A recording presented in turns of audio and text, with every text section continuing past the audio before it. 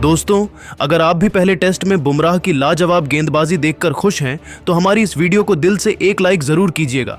आज की वीडियो का लाइक टारगेट केवल 400 लाइक का है दोस्तों, तो वीडियो को लाइक करना बिल्कुल भी ना भूलें। दोस्तों, 150 रनों पर इंडिया को समेटकर जश्न मना रहा था ऑस्ट्रेलिया, लेकिन फिर उनकी खुशियों को मातम में बदलते हुए जसप्रीत बुमराह और मोहम्मद सिराज ने अपनी कातिलाना गेंदबाजी से ऐसा मचाया, हाहाकार ताश के पत्तों की तरह उड़ाकर रख दिया। ऑस्ट्रेलिया का बल्लेबाजी क्रम 100 रनों से पहले ही ऑल आउट होने की कगार पर पहुंचा है ऑस्ट्रेलिया।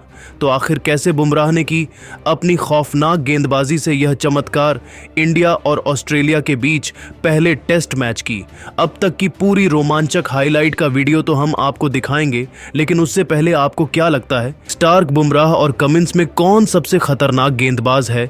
अपनी कीमती राय नीचे कमेंट करके जरूर बताइए। दोस्तों, आज पर्थ के ऑप्टस स्टेडियम में बॉर्डर गावस्कर ट्रॉफी के पहले टेस्ट मैच के लिए इंडिया और ऑस्ट्रेलिया एक दूसरे के आमने सामने मैदान में ऐतिहासिक घमासान करने के लिए उतर चुकी थी, जहां आज कुछ ऐसा हो गया जिसे देखकर पूरी दुनिया सोच में पड़ गई कि क्रिकेट के इतिहास में ऐसा पहले तो कभी नहीं देखा गया था। जी हां, बता दें, जब टॉस के लिए सिक्का उछाला गया तब टॉस के बॉस बने भारतीय कप्तान जसप्रीत बुमराह और टॉस जीतकर उन्होंने पहले ऑस्ट्रेलिया की धरती पर बल्लेबाजी करने का फैसला किया। और जब प्लेइंग 11 का ऐलान हुआ तब भारत के लिए आज नीतीश कुमार रेड्डी और हर्षित राणा को डेब्यू करने का मौका मिला। और दिलों को जोश से भर देने वाले दोनों देशों के नेशनल एंथम के बाद टीम इंडिया को विस्फोटक शुरुआत दिलाने कमाल लाजवाब राहुल के साथ यशस्वी जायसवाल की तूफानी जोड़ी मैदान में उतरी थी, जिनके कंधों पर पहली बार ऑस्ट्रेलिया में अपनी बैटिंग से सबको प्रभावित करने और भारत को एक अच्छी शुरुआत दिलाने की बड़ी जिम्मेदारी थी। उनके सामने पहले ओवर में ही गेंदबाजी से आग उगलने आए थे मिचेल स्टार्क, जिनकी पहले ही गेंद वाइड हुई और मुफ्त के 4 रन के चलते टीम इंडिया का खाता खुला। पर दोस्तों, उसके अलावा मिचेल स्टार्क ने अपने ओवर में लाजवाब गेंदबाजी का नमूना दिखाया, जहां पहले ओवर के बाद मुश्किल से टीम इंडिया 6 रन बना पाई थी, तो इसी बढ़ते दबाव का फायदा तीसरा ओवर लेकर आए मिचेल स्टार्क ने उठाया और अपनी पहली ही गेंद पर ऐसा चमत्कार दिखाया कि उनकी कातिलाना गेंद यशस्वी के बल्ले का किनारा ले गई और गली में खड़े मैक्सवेनी ने कोई गलती नहीं की। जहां ऑस्ट्रेलिया में पहली चुनौती में तो यशस्वी बुरी तरीके से फ्लॉप साबित हुए और 8 गेंदें खेलकर बिना खाता खोले इस खिलाड़ी को पवेलियन लौटना पड़ा। और टीम इंडिया की तूफानी शुरुआत की उम्मीद पर तो स्टार्क ने पहले ही पानी फेर दिया। उनके आउट होने के बाद अब देवदत्त पद्दिकल को मैदान में मोर्चा संभालने के लिए भेजा गया था, लेकिन स्टार्क की गेंद का सामना कर पाना उनके बस की बात कहां थी। उन्हें तो हवा भी नहीं लग रही थी कि गेंद आ कहां रही है और जा कहां रही है। यहां तक कि एक रन भी स्कोरबोर्ड में जोड़ पाना नामुमकिन था। धीरे धीरे यह दोनों टीम इंडिया को मुकाबले में जीवित रखने की भरपूर कोशिश कर रहे थे। 9 ओवर में टीम इंडिया ने 14 रन बनाए थे, लेकिन दोस्तों, उनकी यह रणनीति ज्यादा लंबी नहीं चली और फिर ऑस्ट्रेलिया के गेंदबाजों ने ऐसा सितम ढाया कि भारत के बैटिंग क्रम को ताश के पत्तों की तरह बिखेर दिया। जहां 11वां ओवर लेकर आए हैजलवुड ने ओवर की अंतिम गेंद पर पद्दिकल को अपने जाल में फंसाया। गेंद उनके बल्ले का बाहरी किनारा लेकर सीधा विकेट कीपर कैरी के दस्तानों में चली गई, जहां पद्दिकल तो 23 गेंदें खेलकर खाता भी नहीं खोल पाए थे और केवल 14 रनों के स्कोर पर टीम इंडिया के 2 धुरंधर घुटने टेक चुके थे। भारतीय टीम मुश्किल में नजर आ रही थी। ऐसे में अब टीम इंडिया को मुश्किल से निकालने के लिए भारत की आखिरी उम्मीद विराट कोहली मैदान में आ चुके थे। आते ही विराट कोहली ने भी गेंदबाजों ने कड़ी अग्नि परीक्षा लेना शुरू किया। 16वां ओवर लेकर आए पैट कमिंस की अंतिम गेंद पर अपनी ट्रेडमार्क शानदार कवर ड्राइव से चौका बटोरकर विराट ने अपने तेवर ऑस्ट्रेलिया को दिखा दिए थे। 16 ओवर में ही टीम इंडिया ने 32 रन बना लिए थे। ऐसा लगा था कि राहुल और कोहली टीम इंडिया को मैच में मजबूत स्थिति में पहुंचा देंगे, लेकिन दोस्तों, तभी भारत की खुशियों को किसी की नजर लग जाती है और 17वां ओवर लेकर आए जोश हेजलवुड ने विराट कोहली को उस्मान ख्वाजा के हाथों कैच आउट करवाकर भारतीय बल्लेबाजी क्रम की कमर तोड़कर रख दी थी। जहां विराट कोहली 12 गेंदें खेलकर केवल 5 रन बना पाए और 32 के स्कोर पर ही भारत के टॉप 3 बल्लेबाज पेवेलियन चल दिए थे। पूरे देश का दिल टूट गया था, क्योंकि अब तो ऐसा लग रहा था कि टीम इंडिया 100 रनों से पहले ही ऑल आउट ना हो जाए। ऐसे में इस अनहोनी को टालने की जिम्मेदारी अब के एल राहुल के साथ ऋषभ पंत के मजबूत कंधों पर आ गई थी। राहत की बात यह थी कि राहुल सॉलिड फॉर्म में नजर आ रहे थे। अगले ही ओवर में कमिंस को चौका मारकर उन्होंने ऑस्ट्रेलिया की विकेट के खुशियों को मातम में बदल दिया, जिसके दम पर 20 ओवर में टीम इंडिया 40 रन 3 विकेट के नुकसान पर बना पाई थी।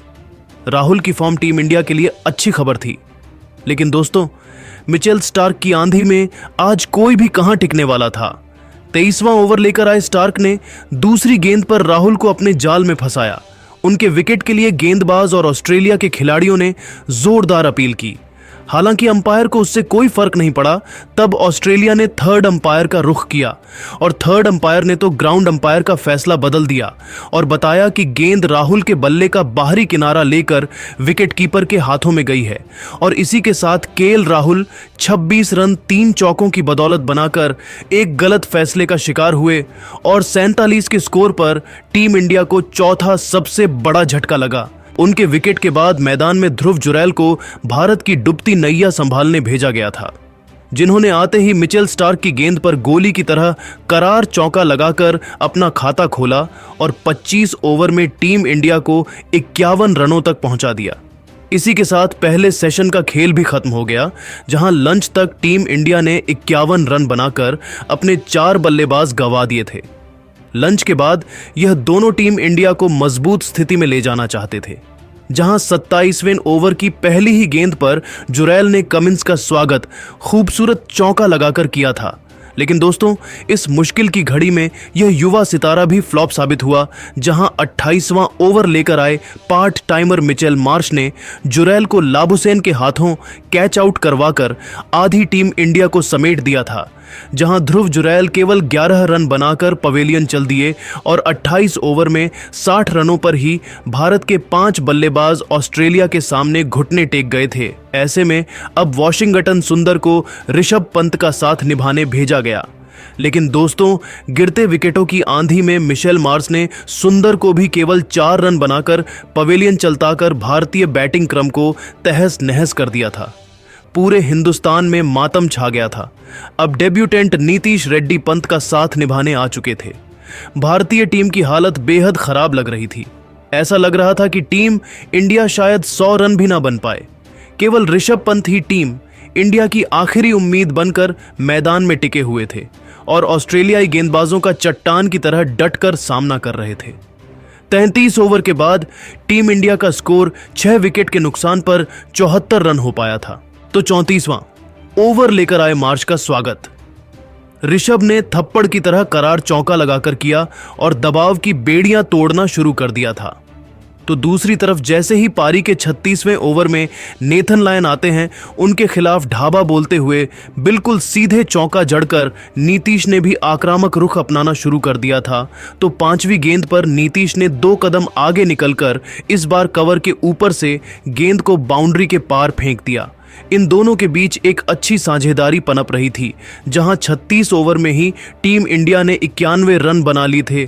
40वां ओवर लेकर आए नेशन लियोन को चौका मार करना केवल नीतीश रेड्डी ने टीम इंडिया को 100 रनों के पर पहुंचा दिया था। भारतीय टीम मैच में वापसी करती नजर आ रही थी। ऋषभ तो अब आक्रामक अंदाज में आ चुके थे। कमिंस की गेंद पर विकेट के पीछे छक्का लगाकर उन्होंने काउंटर अटैक की रणनीति अपनाई थी और उदास भारतीय फैंस के चेहरे पर मुस्कान लाने का काम भी किया था।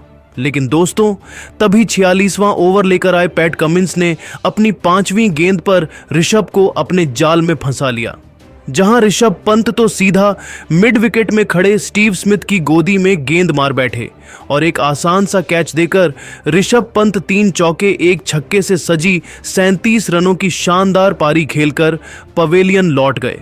तो उनके आउट होने के बाद मैदान में आए हर्षित राणा ने चौके से अपना खता तो जरूर खोला, लेकिन अगली ही गेंद पर ईंट का जवाब पत्थर से देते हुए हेजलवुड ने हर्षित को पवेलियन का रास्ता दिखाकर भारत के 8 बल्लेबाजों को ढेर कर दिया था, जहां हर्षित केवल 7 रनों का योगदान दे पाए। ऐसे में अब नीतीश रेड्डी का साथ निभाने खुद कप्तान बुमराह को उतारना पड़ा था। नीतीश का बल्ला तो आग उगल रहा था। 48वां ओवर लेकर आए कमिंस की आखिरी गेंद पर कट खेलते हुए नीतीश ने तूफानी छक्का बटोरा तो 49वां ओवर में बुमराह के बल्ले से भी एक शानदार छक्का एज के रूप में देखने को मिला। लेकिन दोस्तों, अगली ही गेंद पर हेजलवुड ने इस बार बुमराह का शिकार कर टीम इंडिया के 9 बल्लेबाजों को पवेलियन का रास्ता दिखा दिया था। दूसरी तरफ नीतीश अकेले ही लगे हुए थे गेंदबाजों की कुटाई करने में। 59वें ओवर में कमिंस की गेंद पर चौका लगाकर उन्होंने टीम इंडिया का 150 रनों तक पहुंचाया, लेकिन अगली ही गेंद पर उस्मान ख्वाजा के हाथों वह कैच आउट हो गए। उन्होंने 6 चौकों और 1 छक्के की बदौलत 41 रन बनाए और पूरी की पूरी टीम इंडिया पहली पारी में केवल 150 रनों पर ऑन आउट हो गई थी। अब ऑस्ट्रेलिया को शानदार शुरुआत दिलाने उस्मान ख्वाजा के साथ नए नवेले खिलाड़ी मैक्सविनी की जोड़ी मैदान में उतरी थी।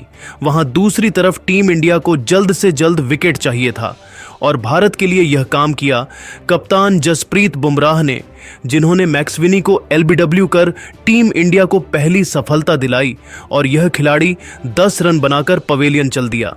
उनके आउट होने के बाद अब मैदान में आए थे मार्नस लाबुसैन, लेकिन भारतीय गेंदबाजों के सामने रन बनाना इतना आसान नहीं था। 5 ओवर में ऑस्ट्रेलिया में मुश्किल से 18 रन बना पाई थी। तो बुमराह ने कर बरपाते हुए इस बार उस्मान ख्वाजा को स्लिप में विराट के हाथों कैच आउट करवाकर टीम इंडिया को दूसरी सफलता दिलाई, जहां ख्वाजा केवल 8 रन बनाकर पवेलियन चल दिए। तो मैदान में आए स्टीव स्मिथ को खाता भी बुमराह ने खोलने नहीं दिया और 19 पर ही 3 धुरंधर ऑस्ट्रेलिया के भारत के आगे घुटने टेक गए थे। तो फिर गेंद लेकर आए हर्षित ने ट्रेविस हेड के विकेट उखाड़कर ऑस्ट्रेलिया की धज्जियां उड़ाकर रख दी और केवल 31 पर ही उनके 4 बल्लेबाजों को धूल चटा दी। जहां टीम इंडिया न केवल मैच में तगड़ी स्थिति में आ गई, बल्कि अब लाबुसैन और मिचेल मार्श जैसी बैटिंग कर रहे थे। लग रहा था कि ऑस्ट्रेलिया तो 100 रनों से पहले ही ऑन आउट हो जाएगी और पहले दिन टीम इंडिया को लीड मिल जाएगी। लेकिन दोस्तों, अब आपको क्या लगता है कि टीम इंडिया ये पहला टेस्ट मैच जीत पाएगी या नहीं? अपनी कीमती राय नीचे कमेंट करके जरूर बताइए और ऐसे ही शानदार खबरें सबसे पहले जानने के लिए हमारे इस वीडियो को लाइक और चैनल को सब्सक्राइब करना बिल्कुल भी ना भूले। धन्यवाद।